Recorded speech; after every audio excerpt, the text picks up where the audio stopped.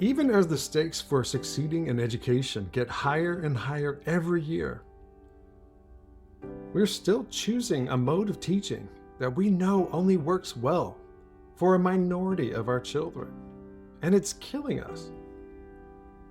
It's time to start talking about the most revolutionary option on the table: unleashing our superpower. Nothing, absolutely nothing, approaches the effectiveness of tutoring. It would be really hard to find an educational intervention that has the same rigorous research base and potential to improve student outcomes as tutoring does. Tutoring, lots and lots of tutoring. That is going to put them way, way ahead. Welcome to Tutoring the Human Superpower. I'm Giles Leeper. What would happen if someday tutoring and normal classroom teaching just sort of switched places in public schools? Tutoring became the star of communal education, and classroom teaching, it happened, but not very often.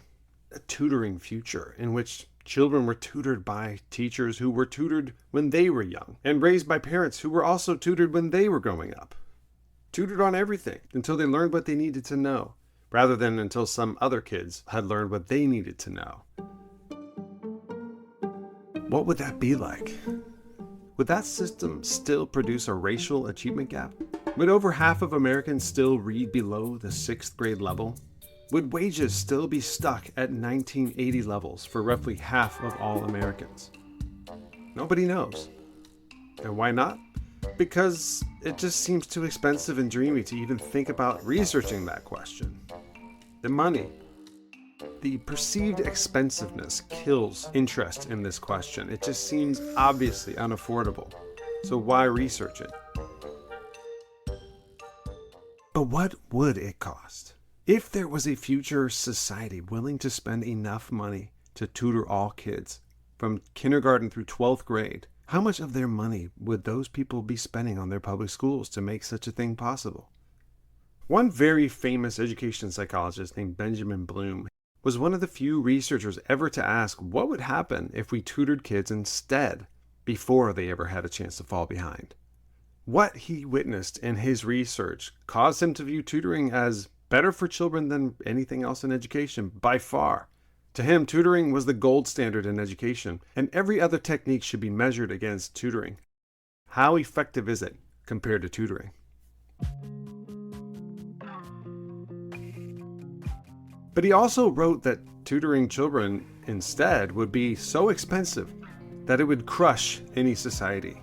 The burden would be too much to bear. Benjamin Bloom said that he thought tutoring kids instead would cost 20 times more. But was he right? Today we're going to talk about the money. What would it actually cost to tutor every single child in America full-time? It's an important question. Because if it's really 20 times more expensive to tutor kids, then it will never happen. For me, the money question is the difference between whether we should even talk about unleashing our superpower or not. Because if unleashing our superpower is something that would only ever help highly privileged kids who can afford it, then we're talking about something that will just make inequality worse and widen the gap between children who grow up in highly educated homes and those who don't. And if that's all tutoring is, then maybe it'd be better if tutoring didn't even exist. Money is kind of a boring topic for a lot of people who care about education, but it's a very big topic for tutoring. We need to figure this out. So let's dive right in. In the 19th century, Americans increased the percent of their money that they spent on public education to over 1% of all their money. And slowly this gave every child the right to attend a primary school. Then in the 20th century, Americans gradually increased that again to 4.5%. And they gave all children the right to go to high school, to go to kindergarten, and to be taught by college-educated teachers. Now, if in the 21st century, we were to slowly transition to that tutoring future I already described, then it would cause us to increase the percent of our money spent on education to, drum roll please, 10% of all our money. In terms of 2023 dollars, that means we would be spending about $41,000 per student instead of about $16,000 per student. That's right, it's not anywhere close to 20 times more expensive. If Americans were to commit to tutoring every child full time, then one day, future Americans would probably end up raising our education spending to about 10% of all our money. Now, full-time tutoring might be overkill. I'm not saying that's what we need to do to unleash our superpower. There's just absolutely no scientific evidence either way on that topic. But even if the science one day did tell us that the best thing for all children is for them to be tutored all the time, then if we tried to do our best for future generations, it would only force us to spend 10% of our money on public education. That is a lot less than the 20 times increase that Benjamin Bloom was estimating. It's also less than most people think, even if they aren't famous education researchers. Why? Why is it less than most people think? Well, to be honest, the full explanation is probably a little too dull for a podcast format. It involves a lot of math. I'm working on a blog post for people who want to see the math for themselves. To understand it, most of us need to see the numbers, not hear them. But on this episode, I'll just say that there are two big misunderstandings that cause most people to be confused about the cost of tutoring. The first misunderstanding is that most people think that a big part of education spending today goes to teachers, but it doesn't. Here's a simple calculation that can illustrate what I mean. In 2023, we spent over $16,000 per student on public education on average. So, a classroom of 21 kids, which is the average class size, would bring a typical school system about $340,000. Now ask yourself this. Does a teacher earn an income anywhere close to $340,000? Average pay in America is less than $90,000 with benefits included. That's only a small fraction of the total income that their classroom of students brings into the school system on average. The rest of that money goes to all sorts of things. School nurse, administrators, specials and clubs, supplies, sports, you name it. Less than a quarter of the money actually goes to the teacher in the classroom. By the way, in my budget, I'm leaving all that other stuff in place. Nurses, librarians, sports, supplies, they all stay untouched. I'm just adding tutors.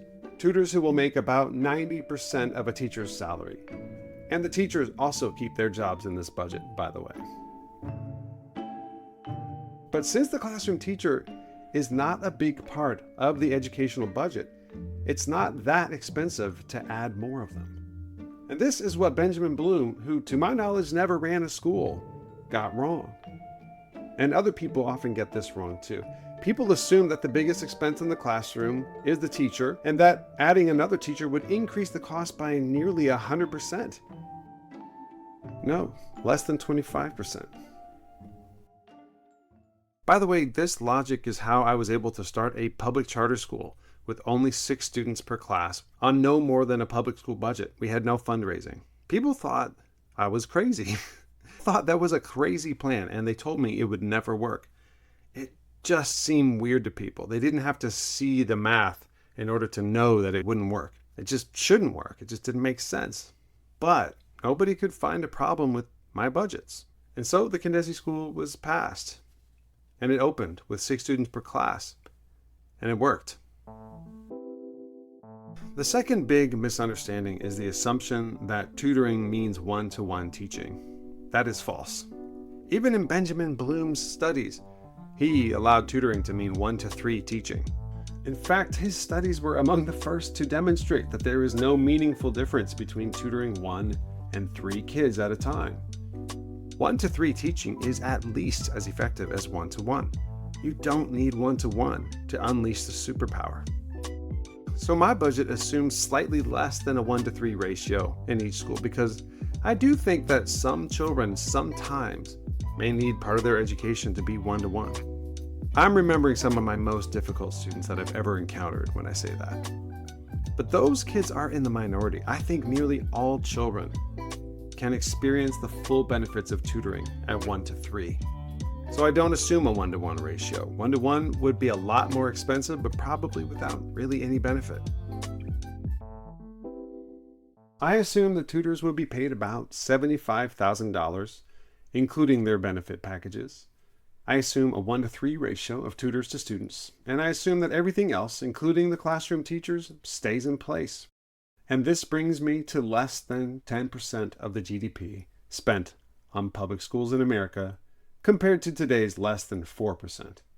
So there you have it. In order to create a mass public education system in which all children could be tutored up to full time, we would have to spend 10% of our money on education in America, which is roughly half what we currently spend on just the healthcare of adults. Now, I know that people will tend to quibble with me on this or that assumption. This is not meant as an actual proposal for the United States of America. It is just a theoretical exercise. People quibbled with me on my Condesi charter school budgets as well. I remember one person making a big deal about the cost of copy machines being way too low in my proposed budget. But here's what I can say with absolute confidence. If I'm wrong, I'm not wrong by very much. No matter what copy machines cost in future years, 10% of the GDP in order to tutor all kids is roughly accurate. But even if 10% of our money on public education is less than people assume, it is still a lot of money. Raising spending on public schools up to just 10% strikes a lot of people as unrealistic and ridiculous, never going to happen kind of stuff. But I will come back to the, quote, realistic problem in a future episode, because that's a different topic. For this episode, I just want to point out that unrealistic is very different from so expensive that it would crush a society.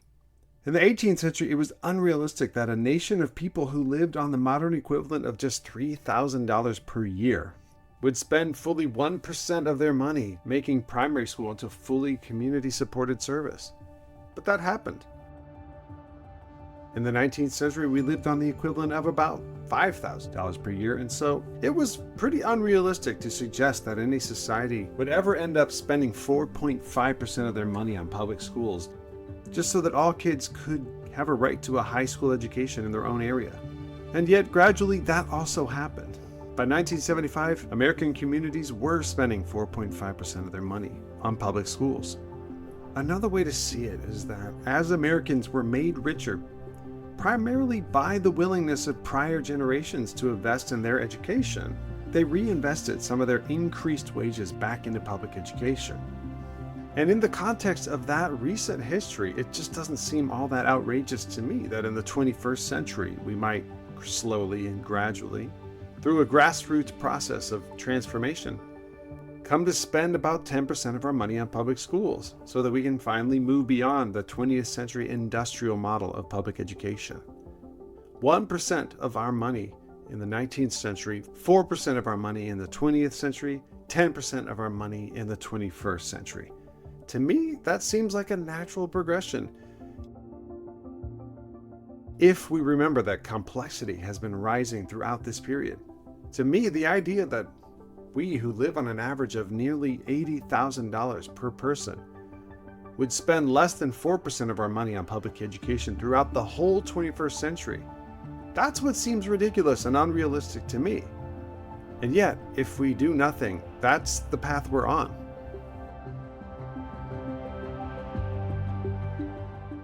So what does all this money talk mean about what it would take to unleash our superpower?